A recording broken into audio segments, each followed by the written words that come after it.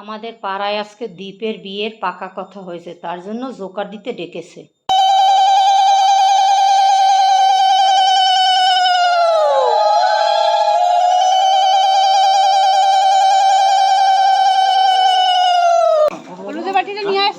বিয়ের যেদিন পাকা কথা হয় সেদিন হাতে পান আর মিষ্টি দিতে হয়, আর গালে সিঁদুর হলুদ লাগাতে হয়। এটা হয়েছে শুভ কাজের নিয়ম।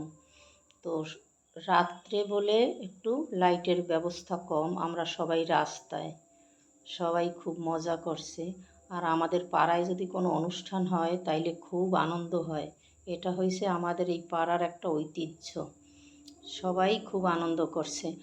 আর বিয়ের ডেট পড়েছে সেই ফেব্রুয়ারি মাসের 3 তারিখ।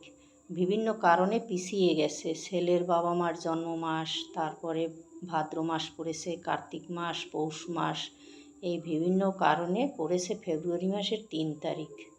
তো এইটা হয়েছে ছেলের মা। তো দেখো, পাকা কথায় এত আনন্দ, তবে বিয়েতে কি হবে একবার ভাবো।